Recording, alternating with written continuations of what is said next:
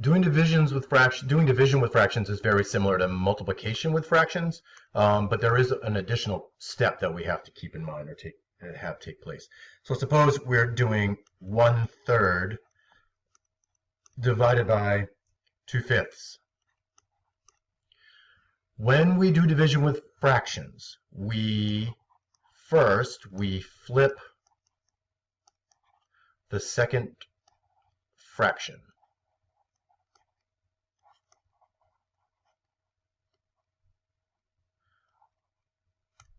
This is called the reciprocal. And then second, we change the problem to multiplication.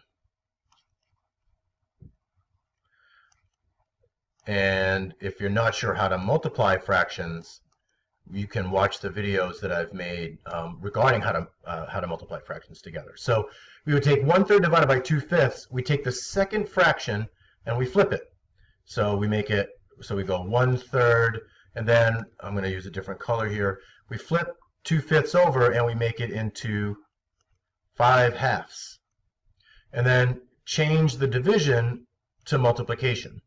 So now, if you know how to multiply, we would do 1 times 5, and we would do 3 times 2, and we would get 5/6.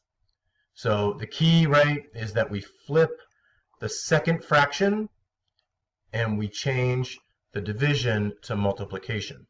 So let's look at another example. 5/9 divided by 7/2.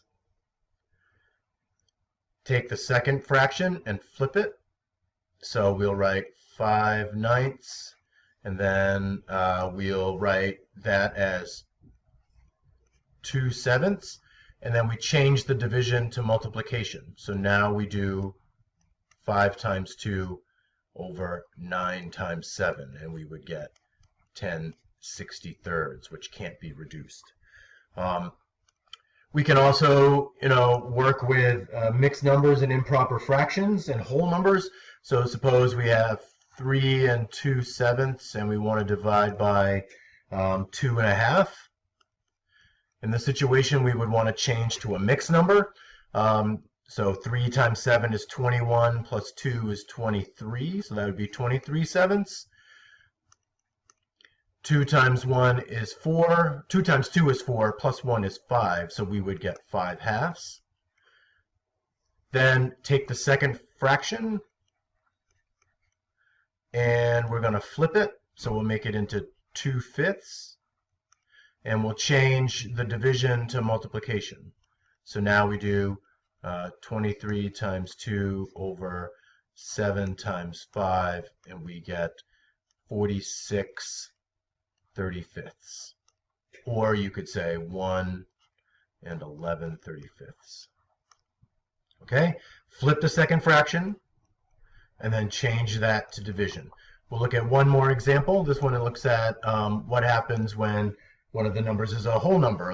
So suppose we're doing 3/8 divided by 3. Okay? So 3 doesn't look like a fraction, but it can be written as 1. We could write it as 3/1. So now we're going to do 3/8, and we're going to take the second fraction and we're going to flip it, so that becomes 1/3, and we change it to multiplication. So we would do 3 times 1, and then we would do 8 times 3, and we would get 3/24. Now this is a fraction that could be reduced. There's a number that goes into 3 and 24, and that is 3. So 3 goes into 3 one time, 3 goes into 24 8 times, and so that's what it would look like reduced.